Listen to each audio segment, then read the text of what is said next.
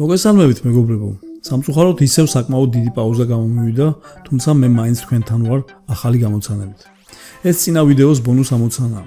მოდით ბავშვიდან დავიწყოთ. რა თქმა უნდა, ის უნდა გამოვიწყოთ. ხედავთ ქილას წითელი სითხით მის გვერდით. სავარაუდოდ ჯემია. მას ხელები ამ სითხით აქვს დასრული და კედელზეც ამ ფერის ხელის გამოსახულებებია. მის გვერდით დგომი გოგონა აშკარად განიცდის მამაკაცის სიკვდილს. ისიც გამოვიწყოთ. პისტოლეტის არავინ იცის ნამდვილია თუ სათამაშო. მომდევნოს თმაში წითელი ფერის ხის ჭხირი აქვს. შეუძლებელი ამ ჭხირით მოეკლა კაცი და მისთვის გამჭოლი ჭრილობა მიეყენებინა. აი ბოლო მამაკაცი, რომელსაც საეჭვო გამომეტყველება აქვს, უკან მალავს დანას. კარგად დააკვირდით, სწორედ ის არის მკვლელი. გადავიდეთ თავარზე. მაშასე, ამოცანა ნომერი 1. ქალბატონი კოლინზი მივლინებაში აპირებდა წასვლას. მისი ქალიშვილი ელა სახლში მარტო რჩებოდა. რა თქმა უნდა, გოგონას მეგობრების მოპატიჟება უნდოდა. დედამ იცოდა, რომ ეს ასე მოხდებოდა. ამიტომ ნებადართო ელას მოეწვია არაუმეტეს 2 მეგობრისა. ქალბატონმა კოლინზმა მეზობელს თხოვა თვალი ედევნებინა მისი ქალიშვილისთვის. მეზობელი საღამოს მივიდა ელას სახლთან და შეეცადა გაერკვია, რამდენი სტუმარი მიიღო მან. როგორ ფიქრობთ, შეასრულა ელამ დედის მითითებები?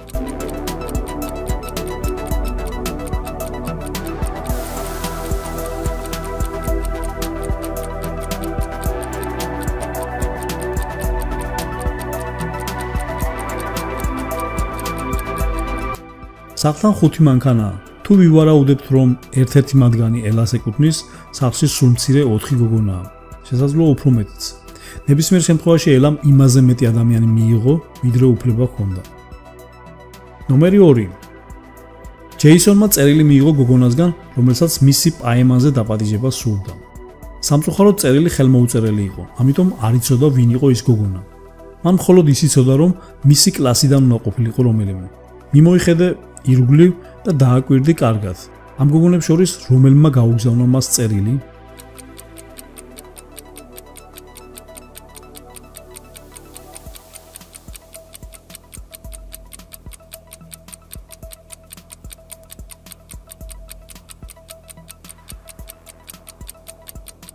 წერილი იისფერი მელნითაა დაწერილი. დააკვირდი ამ გოგონას. მას იისფერი კალამი უჭირავს. ასე რომ ლოგიკურად ის უნდა იყოს ჯეისონის საიდუმლო თაყვანისმცემელი. ნომერი 3. დეტექტივ ქალუმს დაუკავშირდა ადგილობრივი მაღაზია, რომელიც ბრენდირებულ ფეხსაცმელს ყიდის. მაღაზიაში დაიკარგა მათი ძვირადღირებული მაღალქუსლიანი ფეხსაცმელი. ის ვიღაცა მოიპარა. სამწუხაროდ იმ დღეს კამერები არ მუშაობდა და ჩანაწერები ხელმისაწვდომი არ იყო. საბედნიეროდ შესასვლელთან იყო კამერა, რომელიც იღებდა მაღაზიაში შემავალი და გამომავალი ადამიანების ფოტოებს. თქვენი აზრით, ამ ორ ქალს შორის რომელი არის ქურდი?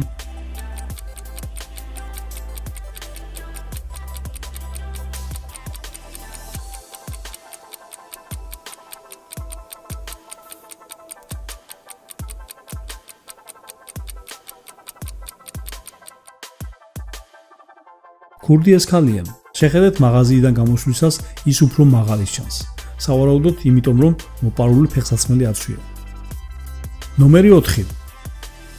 პოლიციის თანამშრომელი ქალაქში ნიღბიან ძარცველს დაედევნა. დამნაშავე იმდენად კარგად იყო შენიღბული, რომ სამართალდამცავმა ვერ მოახერხა გაერკვია, ქალს მისდევდა თუ კაცს.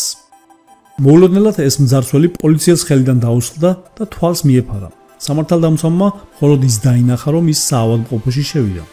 შენობაში შესულს იქ 3 პაციენტი დაუხვდა. ფეხმძიმე ქალი, მოხუცი მამაკაცი და ახალგაზრდა ბრმა მამაკაცი. ვიმეორებ, დამნაშავე იმდენად ნიჭიერია, რომ მას ყველანაირი ნიღბის მორგება შეუძლია. ის ერთ-ერთია ამ 3 შორის. შეგიძლიათ ამოიცნოთ ეს ადამიანი? აუცილებლად დაასაბუთეთ, რატომ გაგიჩნდათ მაინც და მაინც მასზე ეჭვი.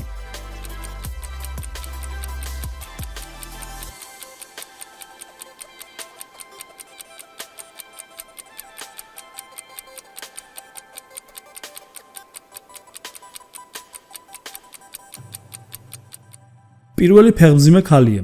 შეგვიძლია მასზეც მივიტანოთ ეჭვი. თუმცა ჯერ დანარჩენებს დავაკვირდით. საეჭვოა, რომ მოხუცი იყოს დამნაშავე, იმიტომ რომ მოხუცი ასე ვერ ირბენს. რაც შეეხება ბრმა მამაკაცს, სად არის მისი ხელჯოხი? აი რამ გამოაშკარავა ის. სწორედ ის არის ყაჩაღი. მას სათვალეები უკეთია, რათა ბრმად მოაჩვენოს თავი პოლიციას, მაგრამ დაავიწყდა ხელჯოხი. ნომერი 5. ყურადღებით დააკვირდით ამ ფოტოს. ეს რესტორნის სამზარეულოა და იქ მომუშავე ადამიანები, მათგან ერთ-ერთი შენიღბული ვამპირებზე მონადირეა. წარმოიდგინეთ, ხართ ვამპირი, აქ მყოფთაგან ვის არიდებდით თავს ნებისმიერ ფასად?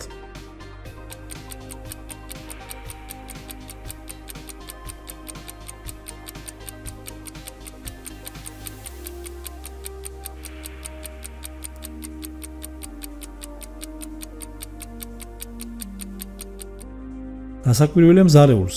დააკვირდით მას ხელში ნიორი უჭირავს. ნიორი კი, როგორც მოგვეხსენება, ყველაზე მეტად სურს ვამპირებს. ასე რომ, თუ ვამპირი იქნებოდით, არათუ ამ მზარეულს, საერთოდ ამ რესტორანსაც არ გაეკარებოდით სათოფეზე. ნომერი 6. ლილის სკოლაში კარგად არ მისდიოდა საქმეები. ამიტომ ზამთრის არდადეგებზე შინა პატიმრობა მიუსაჯეს და მეცადინეობა დააძალეს. მამა ღამის სვლაში მუშაობდა, ამიტომ ხშირად დიდი ხნით არ იყო სახლში, რის გამოც ლილი ხშირად იპარებოდა სახლიდან.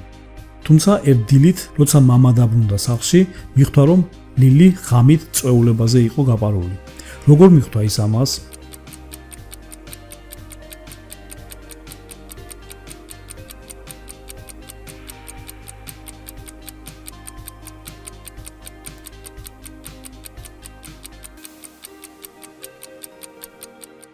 ნახეთ, ლილის მანქანა ერთადერთია სამეზობლოში, რომელიც თოვლით არაა დაფარული. ეს ნიშნავს იმას, რომ ის ცოტა ხნის წინ გამოიყენეს. ნომერი 7. შეინმა ახალი სილამაზის სალონი გახსნა. მას ჭირდება პარიკმახერების დაქირავება და ონლაინ იპოვა 3 კანდიდატი. ბელას შთამბეჭდავი 25 წლიანი გამოცდილება აქვს. ტაილერმა ცოტა ხნის წინ მოიგო პრესტიჟული ჯილდო ამ მიმართულებით. ფიონა კი თმის შეღებაში სპეციალიზდება და კარგი ინსტაგრამის პროფილი აქვს. ამ კანდიდატებიდან ერთ-ერთი მათყუ არაა. შეგიძლიათ გამოიცნოთ ვინ.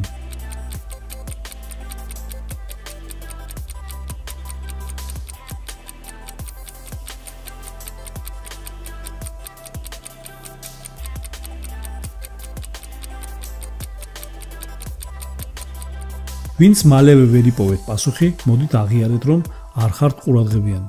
ბელა ამბობს, რომ მას 25 წლიანი სამუშაო გამოცდილება აქვს, მაგრამ მისი პროფილის მიხედვით ის მხოლოდ 22 წლისაა. დასაკვირველია ის არის მათყუ არა. ვინც მალევე გამოიცანით, გთხოვთ დაალაიქეთ. ნომერი 8. ახლა მოდით შევამოწმოთ თქვენი ყურადღება, რამდენად სწრაფად შეძლებთ პასუხის პოვნას. აქ არის 2 ბინის მეზობლის ჯეკისა და ჯორჯის ოთახები. დააკვირდით ოთახს და გამოიცანით, რომელ მათგანს ყავს შეყვარებული.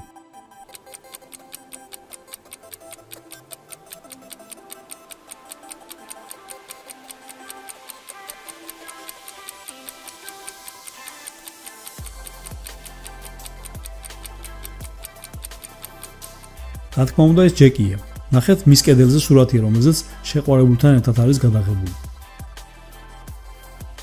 სანამ ბონუს ამოცანას შემოგთავაზებდეთ, ვისაც არ დაგილაიქებიათ, აუცილებლად დაალაიქეთ, რომ YouTube-ის ალგორითმმა ბევრ მომხმარებლებს გაუზიაროს ეს ვიდეო.